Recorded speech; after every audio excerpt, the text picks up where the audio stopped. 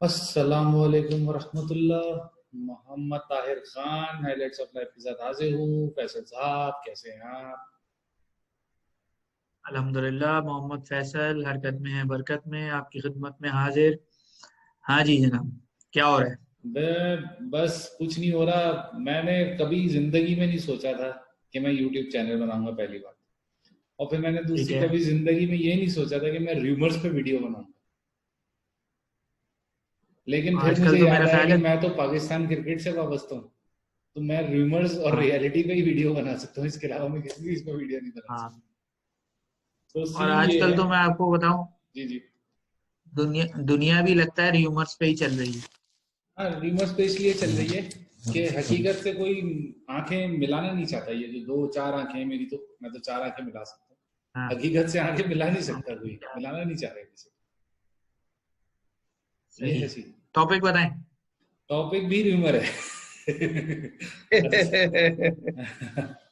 जब भी मैंने इंट्रोडक्शन में ही बता दिया कि भाई र्यूमर्स है, आज आज फुल फन फिल किस्म का गेम होगा।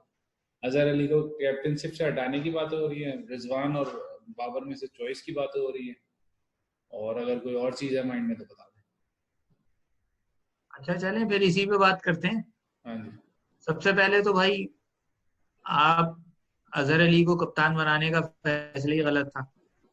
लेकिन फिर मैं वही बात करूंगा कि ये फैसला गलत क्यों किया गया। वही जाती अनाद बुग्ज, कि हम्म। भाई इस वक्त जो कप्तान है बस उसको हटाओ, उसको फारिग करो, उसको टीम से ही निकाल दो हम्म।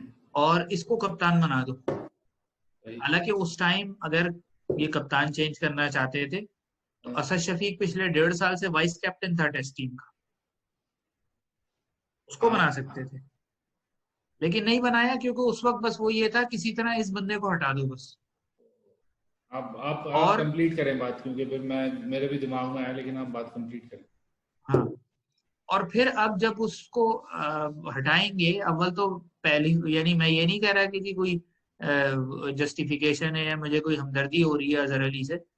कोई हमदर्दी नहीं है, क्योंकि इस बंदे ने अपनी नाअहली की वजह से पाकिस्तान को कई जीते हुए टेस्ट मैच हरवाए, जो सिर्फ और सिर्फ इसके ना परफॉर्म करने की वजह से पाकिस्तान हारा है। हम्म। और उस उसका खमियाजा भुगतना किसको पड़ा? कप्तान को पड़ना पड़ा, उसकी टीम से जगह ही चली गई। और अब उसके बारे में ये कह रहे हैं कि जिसको टेस्ट क्रिकेट खिलाएंगे ही नहीं, यानी नाकर्दा सजा, गुनाहों की सजा भुगत रहा है वो। ठीक है। और अब अगर हटा देते हैं तो बहुत अच्छा करेंगे, हटाएं। लेकिन जिस चीज को फोकस करना जरूरी है वो ये है कि फिर ऐसा कप्तान लाएं जिसके बारे में कम से कम 2 से 3 साल की श्योरिटी हो कि ये 2 से 3 साल कम से कम कप्तान रहेगा। अब चॉइसेस जो आ रही हैं, मुझे जो चॉइसेस पता चली है मैं उन पर बात करूंगा, फिर आपको चॉइस जो पता चली है उस पर आप बात कीजिएगा। अब जो चॉइसेस आ रही हैं उनमें बाबर आजम अगर चॉइस है तो फिर भी समझ आती है, क्योंकि बाबर आजम जो है वो कंसिस्टेंटली परफॉर्म कर रहा है। लेकिन एक क्वेश्चन मार्क है, क्या वो तीनों फॉर्मेट का बोझ बर्दाश्त करके अपनी फॉर्म को बरकरार रख सकेगा?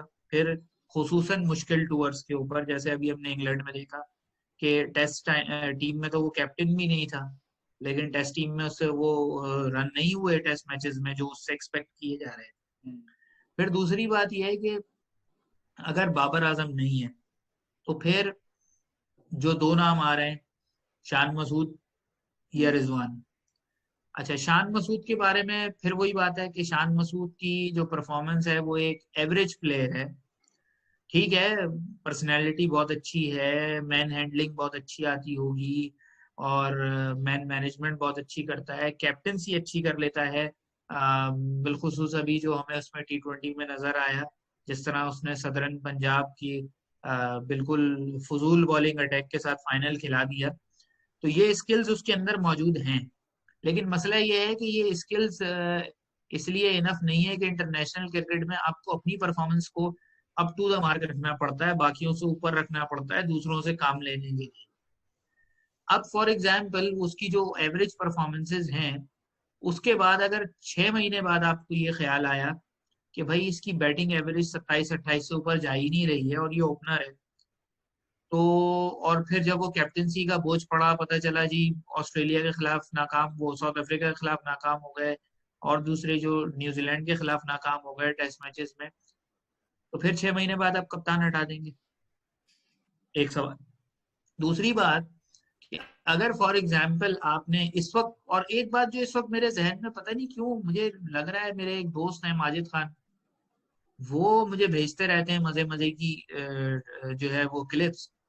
तो वो ये कह रहे हैं कि इस वक्त हमारा जो क्रिकेट बोर्ड है उसने जिस तरह साल भर पहले मिसबाउल हक को निजात दहिंदा समझ लिया था कि हमारे हर मसले का यही हल है, जिस तरह आज से कोई 25-30 साल पहले जब कंप्यूटर नया नया आया था ना, तो दो तरह के लोग होते थे।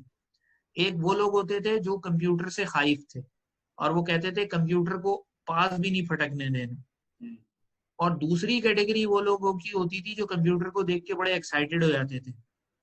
और उन एक्साइटेड लोगों में से कुछ लोग वो होते थे जो ये समझते थे कि कंप्यूटर ऐसी चीज है कि ये हमारे सारे मसले हल कर देगा, हम एक बटन दबाएंगे सारे मसले हल हो जाएंगे। बिल्कुल, तो हाँ। इसी तरह बहुत मिसबाह सारे। की सिलेक्शन हुई थी। हाँ, मिसबाह की सिलेक्शन हुई थी कि जी ये इसको सब कुछ बना दो, बैटिंग कोच और चीफ सेलेक्टर सब कुछ बना दो, और ये हमारे सारे मसले हल कर देगा। अच्छा जी, उसका रिजल्ट आपने देख लिया। अब इसी तरह इस वक्त जो अगला काम ये करने जा रहे हैं, ये रिजवान को निजात दहिंदा समझ रहे हैं कि रिजवान कोई सुपरमैन है, वो T20 भी खेलेगा, वो वनडे भी खेलेगा, वो टेस्ट भी खेलेगा, सब में वो रिक्वायरमेंट के मुताबिक बैटिंग करेगा, और फिर उसको हम टेस्ट कैप्टन भी बना दें। भाई बात सारी ये है, सरफराज अहमद अगर किसी भी जगह पर थोड़ा सा आप कह लें कि उसकी परफॉर्मेंस में कमी आई, तो रीजन ये था कि वो 3 फॉर्मेट लीड कर रहा था, ठीक है, और उन तीनों फॉर्मेट्स में वो विकेट कीपर भी था, कैप्टन भी था। और फिर आप एक्सपेक्ट करते हैं कि जी आज का विकेट कीपर हर मैच में रन भी करे और 150 के स्ट्राइक रेट पे रन भी करे, तो बिल्कुल ये सही। काफी मुश्किल होता है किसी एक बंदे से एक्सपेक्ट करना। तो अब यही कुछ आप रिजवान के साथ करने जा रहे हैं। अच्छा, किसी सिचुएशन में ऐसा हुआ कि रिजवान फॉर एग्जाम्पल कोलैप्स कर गया, बैक प्रॉब्लम हो गई, ज्यादा से ज्यादा 2 साल निकाल गया, उसके बाद उसको बैक प्रॉब्लम हो गई, फिर क्या होगा? फिर आप उसको जो है वो किसी एक फॉर्मेट से निकालेंगे, हो सकता है उसकी बैटिंग भी खराब हो जाए। और बाय द वे, जिस परफॉर्मेंसेस की बुनियाद पर इतना उछल रहे हैं और जितना रिजवान को आप कह लें वो उसकी गुड्डी चढ़ा रहे हैं, वो सारी डोमेस्टिक परफॉर्मेंसेज हैं।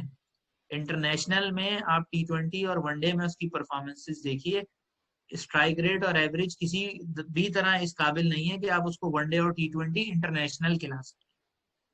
ये नोट करने वाला है। आप डोमेस्टिक परफॉर्मेंस की बुनियाद पर ये कह रहे हैं कि जी वो डोमेस्टिक में उसने 150 के स्ट्राइक रेट पे रन बना लिए हैं, तो वो इंटरनेशनल में भी ऐसा ही करेगा। ये वक्त पे अभी भी वो नंबर 1 विकेट कीपर है, उसको आपने स्क्रैच आउट कर रहे हैं कि उखाड़ के निकाल दो उसको सिरे से। अच्छा, उसने क्या किया? फॉर एग्जाम्पल वो अगले 6 महीने में वो किसी कंसिडरेशन में ही नहीं आता, तो आउट ऑफ टीम रहता है, उसकी फिटनेस गिर जाती है, उसकी फॉर्म गिर जाती है, और रिजवान अनफिट हो जाता है, फिर क्या करें? कप्तान भी गया, विकेट कीपर भी गया, फिर नया बंदा ढूंढेंगे, फिर उससे एक्सपेक्ट करेंगे कि वो 150 के स्ट्राइक रेट पे रन भी बनाए, नहीं कर पाया फिर निकाल देंगे। कौन शिकार होगा? रोहिल नजीर होगा यकीनन शिकार, या जीशान अशरफ होगा, ऐसा ही कोई होगा, या बिस्मिल्लाह खान होगा। तो ये सारी ऐसी यानी इन लोगों की सर्कस बोर्ड की डिसीजन मेकिंग है कि जिस पे बंदा जितना बोले उतना कम है। अब मैं तो बोल चुका, अब आपकी बारी है।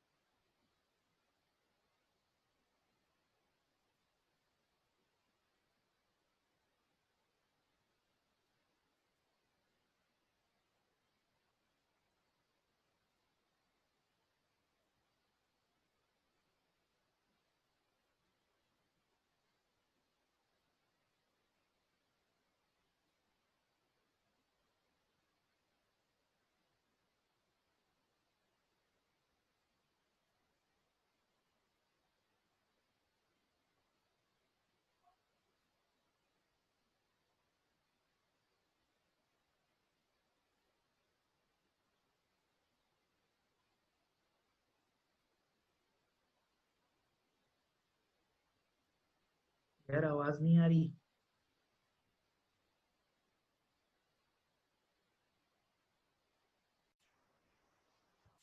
हाँ जी, आपने जो समराइज किया वो बेहतरीन समराइज किया। मैं सिर्फ इस पॉइंट को जरा सा देखना चाह रहा हूँ कि हम किस तरफ जा रहे हैं। हम आतिफ असलम का एक बड़ा मशहूर गाना है कि हम किस गली जा रहे हैं, अपना कोई ठिकाना नहीं। वो ठिकाना ठिकाना इस तरह नहीं है कि आपने बात सही की, सरफराज को प्रेशर की वजह से हटाया।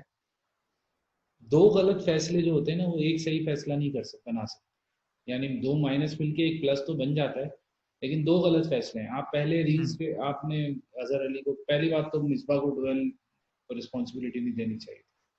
फिर आपने अजहर को, क्योंकि उन्होंने पूरी chain of line command, Najam Sethi गए थे, एहसान मानी आए, वसीम खान आए, कोच गया, बॉलिंग कोच गया, सब गए, तो फिर अजहर सरफराज की बारी थी।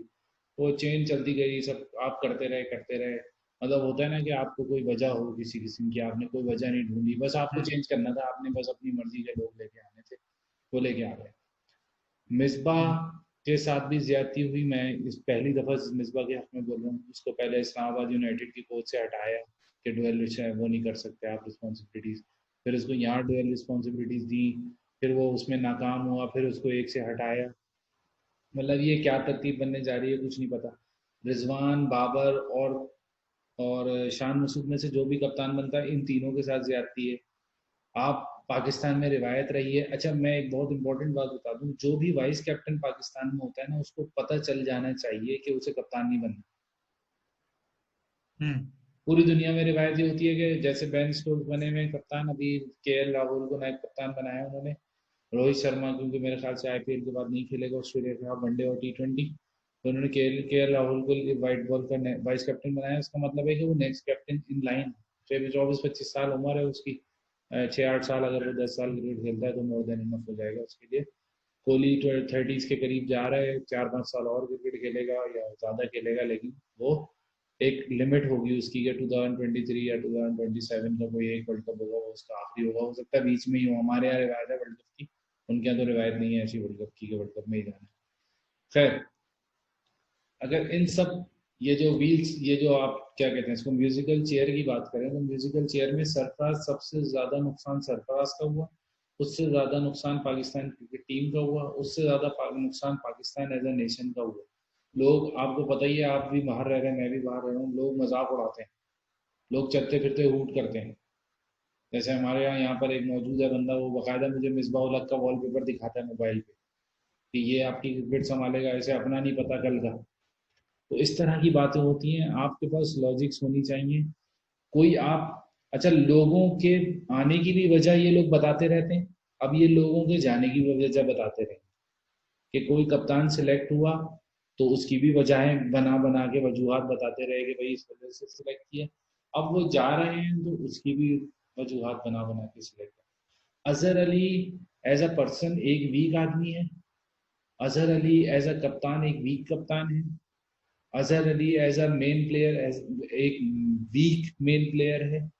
इससे ज्यादा मैं और कुछ नहीं कह सकता। वो एक टीम में छह छह तो पूरे कर सकता है, लेकिन वो एक अकेला छह को पूरा नहीं कर सकता। कप्तान का मामला कुछ अलग होता है। कप्तान की जो एक सोच होती है वो एक अलग सोच होती है। वो सबसे हटके सोचता है। उसे मैच में जाके टॉस भी करना है, उसे 11 सिलेक्ट भी करना है, उन 11 को खिलाना भी है, उन 11 से परफॉर्मेंसेस भी लेनी है। उसके बाद अगर उनमें से कोई परफॉर्म नहीं कर रहा तो उनको बैक भी करना है। इस चीज में से कोई भी चीज अजहर अली के पास नहीं। मैं पहले भी कह चुका हूँ बहुत दफा, लेकिन अगर आप इन सब में बेहतर चॉइस देखें तो मैं समझता हूँ शान मसूद ज्यादा बेहतर चॉइस है। क्यों चॉइस है बेहतर? एक तो कंट्रोवर्सी नहीं होगी, बाबर आजम पहले से ही प्रेशर में है। रिजवान के साथ कंट्रोवर्सी जुड़ी हुई है कि भाई उसको सिलेक्ट, परफॉर्मेंसेज हैं उसकी, लेकिन उसको सिलेक्ट सरफराज के अगेंस्ट में किया गया। अब उसे हर परफॉर्मेंस के अगेंस्ट में सरफराज को डिनाई करना, ये मतलब उसका दिमाग बना दिया गया है कि अब हर परफॉर्मेंसेस के अगेंस्ट में आपको सरफराज को पीछे करना है। चाहे वो एक सीरीज में कैचेज हो, मैन ऑफ द मैचेस हो, रन हो, हर तरह के मामला में उसको ये बताया जाएगा कि तुम सरफराज से तुम्हारा मुकाबला है, तुम्हें उसको पीछे करना है, उसे अपनी परफॉर्मेंस की अब फिक्र नहीं होगी। अच्छा, पाकिस्तान में सबसे बड़ा मसला इस वक्त आपस में लड़वाना है। कैसे लड़वाना है। एक तो वो ट्रैक सूट का जो हमारे यहाँ वो है ना कि ट्रैक सूट पहन के कोचिंग करो। आप कोच हो भाई, आपका काम ही नहीं है नेशनल कलर का ट्रैक सूट पहन। मिसबा और वकारी में सभी कल गजाबी स्टेडियम में मैच था, प्रैक्टिस मैच में ट्रैक सूट पहने में। ट्रैक सूट पहनने का मतलब होता है आप अपने आप को खिलाड़ी तस्वुर कर रहे हैं। जब आप खुद को खिलाड़ी तस्वुर करते हैं तो आप साथ वाले के साथ मुकाबला करते हैं, ना कि उससे परफॉर्मेंस लें। आप उससे मुकाबला करते हैं कि यार मेरी तो 300 विकेटें, तेरी नहीं होने दूंगा मैं 300 विकेट। सर चले काउंट कर लें, शोएब अख्तर कितने टेस्ट मैचेस खेले थे? 44 आई थिंक। मोइन खान या राशिद लतीफ? मोइन खान के आई थिंक 69 है, राशिद लतीफ के मेरे ख्याल है 50 भी नहीं है। वकार, वसीम, जावेद मियांदाद, इस तक पहुंच सकता है इनमें से कोई? 100 टेस्ट मैच कोई तक भी कोई पहुंच सकता है? या अभी वाले नहीं। 100 टेस्ट मैच तक पहुंच सकते हैं? ये लोग जानबूझ के करते हैं ये। मुझे मतलब ये गेम अब मुझे समझ में ज्यादा आने लगा है जब से मैं सोच रहा हूँ कि वकार यूनुस को ही क्यों सामने रखा जाता है हर चीज में। वकार यूनुस किसी का कैरियर नहीं बनने देंगे। या मिसबाउल हक अगर उन्होंने बनाए तो उन्होंने 5-6 हजार ही रन थे, लेकिन वो मिसबाउल हक ने जो 7 साल कप्तानी की है वो किसी को इतनी देर कप्तान नहीं रहने देंगे। ये लोग मोटिव्स पे काम कर रहे होते हैं। ये मतलब आप समझ रहे हैं कि एक तो आप सीधे चल रहे होते हैं, मुल्क के साथ साथ वफादार होते हैं, लेकिन ये मुल्क के साथ वफादार नहीं है। ये लोग चाहेंगे हर किसी के कैरियर में। अच्छा, अभी आप कैरियर किस तरह से बर्बाद करते हैं? या तो ना खिला के करते हैं या खिला के करते हैं, दो ही तरीके होते हैं ना। आप शाहीन अफरीदी को तीनों फॉर्मेट खिला के बर्बाद कर रहे हैं, हम्म। सरफराज को ना खिला के उसका कैरियर बर्बाद कर रहे हैं। हम्म। दोनों तरीके से आप बर्बाद कर रहे हैं ना आप, मतलब सीधी सीधी सी बात है, इसमें कोई साइंस नहीं है। अब आप रिजवान को सारे फॉर्मेट खिलाएंगे, बर्बाद कर रहे हैं। हम्म। सही है। इसी तरह आप वही मशरफ को खिला खिला रहे हैं तो किसी और का कैरियर बर्बाद कर रहे हैं। बिल्कुल। इसी तरह से चल रहा है मामला, ये सारी गेम ही यही है। मैं तो बहुत अच्छी तरह समझ गया हूँ। अगर जो सुनने वाले या उसको अगर कॉन्स्पिरेसी थ्योरी कहते हैं या उसको कहते हैं कि मैं मफरूजात पे बात कर रहा हूँ, तो आप मुझे बता दें। शोएब अख्तर के 47 टेस्ट मैच थे, 47 टोटल। मोइन खान और Rashid Latif champion wicket keeper थे, चैंपियन। ये बिल्कुल। पाकिस्तानी नहीं कहते थे राशिद लतीफ को। ये जेफ डूजोन जो एक बहुत जबरदस्त वो था, कीपर था वेस्ट इंडीज का, उसने कहा था राशिद लतीफ से टेक्निक सीख लो। 40 टेस्ट मैच से ज्यादा नहीं खेल सका था राशिद लतीफ, हम्म। और फिर कंट्रोवर्सी में एक तरफ कर दिया। अच्छा, कंट्रोवर्सीज पे भी थोड़ी सी बात कर लेते हैं। जो आपको बॉलर लगेगा ना जिसने 300 विकेटें ले लेनी थी पाकिस्तान के लिए, वो मैच फिक्सिंग का, स्पॉट फिक्सिंग का शिकार होता। ये भी आप सोचें कि आमिर को अगर रखना था, आमिर ने ले लेनी थी अगर 300 विकेटें, तो कौन spot fixing? Mohammad Asif spot fixing. Umar Gul की नी इंजरी हो गई, अच्छा बॉलर था वाइट बॉल का। समी किसी ना किसी कंट्रोवर्सी की वजह से शोएब अख्तर के साथ मुआवजा कर दिया। ये सब चीजें आप सोचें तो आपको एक पूरी पिक्चर क्रिएट हो जाएगी कि जो लोग मौजूद हैं ना इस वक्त सेटअप में, वो चाहते नहीं कि पीछे वाले आगे आ जाएं या हमारी जगह ले। 10,000 के क्लब बिल्कुल। वाला कभी भी नहीं चाहेगा मेरे साथ किसी पाकिस्तानी का नाम। हमारे यहाँ जो सोच है, ये है टोटल मफरूजात जिन पे हसन ने बात की है। फैसल साहब ने तो हम्म। बिल्कुल उसको, मैंने मैंने सिर्फ ये लोगों का, असल में लोग जो है ना सिर्फ एक डायमेंशन में सोचते हैं। अगर हम्म। दीवार के इस तरफ अच्छी तस्वीर लगी है तो जरूरी नहीं कि दीवार के पीछे जो कील हो वो मजबूत हो, वो भी तो गिरा सकती है ना अच्छी खासी तस्वीर को या अच्छे खासी कैरियर को। जो दीवार जिसने संभालनी है सारी चीज, वो गिरा सकती है आराम से। ये है बेसिकली पॉइंट ऑफ व्यू हम लोगों का या मेरा, कि भाई आप किस तरह से कैरियर्स को बर्बाद कर रहे हैं और हम किस गली जा रहे हैं। मुझे तो ये नहीं समझ आता हम किस गली जा रहे हैं, अपना कोई बिल्कुल। ठिकाना नहीं। ये कहीं उस तरह का तो नहीं है कि कई दफा वो गूगल मैप जो है आपको उस गली में ले जाता है जहाँ आगे रास्ता बंद होता है जी जी और फिर बिल्कुल। रिवर्स करने की भी जगह नहीं होती। ये मेरे साथ मदीने में हुआ, उसने खुदाई पार्किंग में 3 दफा घुमाया है, उसने एग्जिट नहीं दिखाया मक्का। वो मक्का में हमें दिखाया, उसने मदीने का एग्जिट नहीं दिखाया, वहीं घुमाया जा रहा था। ये सीन है। ये है। अच्छा चलें, ये तो बात हो गई कैप्टेंसी की। हाँ जी। यानी ये तो लग रहा है कि अजहर अली की तो रुखसती जो है वो कंफर्म नजर आ डन रही है, है। हम नहीं इतना लंबा चल नहीं हाँ। सकते। चलें, ये तो हमने डिस्कशन कर ली, लेकिन अब मैं एक, आप कह रहे हैं वैसे तो ये मेन टॉपिक होना चाहिए, हम्म। लेकिन एक थोड़ी सी डिस्कशन इसमें हम ले आते हैं। कल मैं एक बंदे के स्टैटिस्टिक्स देख रहा था, और वो स्टैटिस्टिक्स देख के मैं तकरीबन आधा घंटा से 1 घंटा गुस्से में रहा हूँ।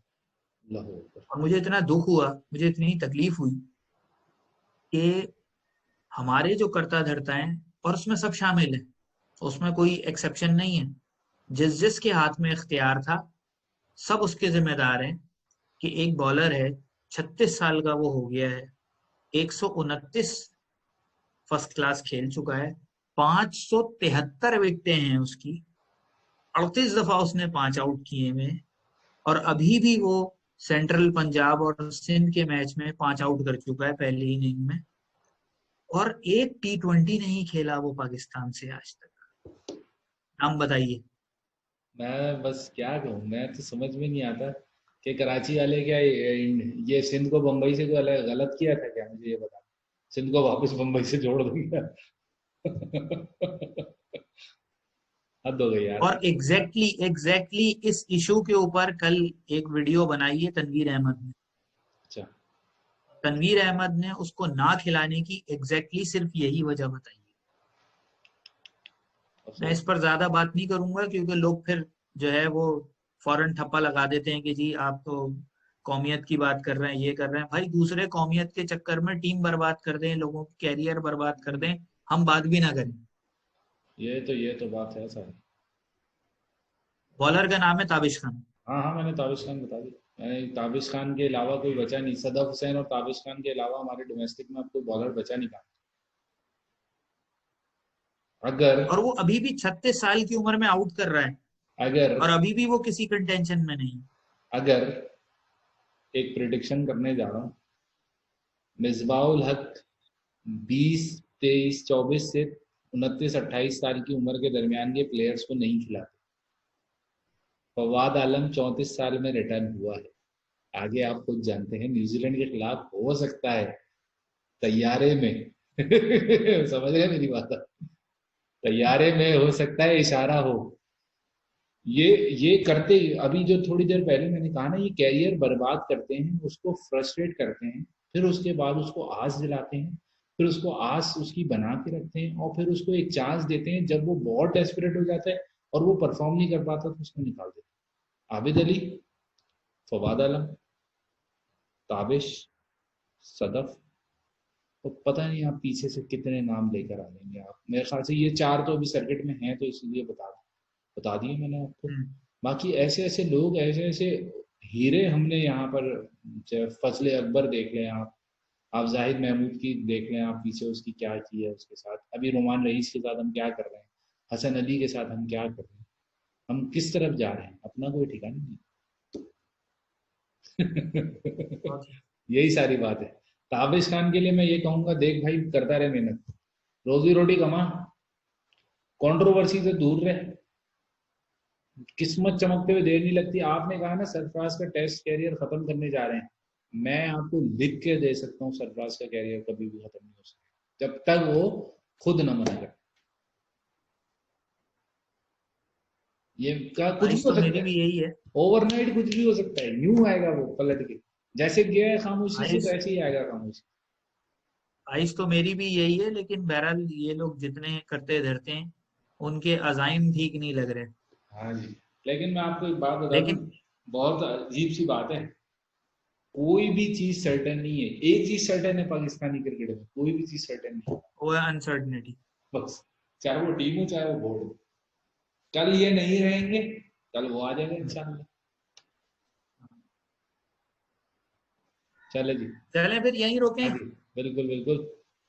वीडियो को लाइक करें, हमारे जो मुंह से फूल झड़ रहे हैं हमारे क्रिकेट बोर्ड के लिए, उनको जरूर कमेंट्स में बताएं कि क्या हो रहा हाँ। है। एक्चुअली वीडियो, हम वो चीज, मैं और फैसल भाई वो चीज नहीं देखते जो नॉर्मल आई साइट देख रही होती है। हम वो चीज देखते हैं जो नहीं हो रहा हमारे साथ, जो होना चाहिए लेकिन हो नहीं रहा। क्यों? बेटरमेंट के लिए आपके पास एक थर्ड आई होती है, दो आंख तो यहाँ सामने लगी होती है, एक थर्ड आई होती है बेटरमेंट के लिए जिसको इस्तेमाल करना पड़ता है। अगर अगर नहीं कर पाएंगे तो आप दूररस नतज के लिए फिर तैयार रहेंगे, वो हमेशा बुरे ही आएंगे, क्योंकि आप आज का सोचे, अब आगे का नहीं सोचे। यहीं तक रखते हैं। इंशाल्लाह ताला नेक्स्ट वीडियो में जरूर हाजिर होंगे। कोई मफरूजात नहीं होंगे, हो सकता है रियलिटी हो। 29 अक्टूबर को टीम अनाउंस, वो पहला वनडे, वो पहला T20 है, देखते हैं उस वक्त तक क्या हालात। जब तक के लिए अल्लाह हाफिज। चले जी, वीडियो को लाइक कीजिए, शेयर कीजिए, चैनल को सब्सक्राइब कीजिए और बेल आइकॉन को प्रेस कर दीजिए। शुक्रिया। Thank you very much.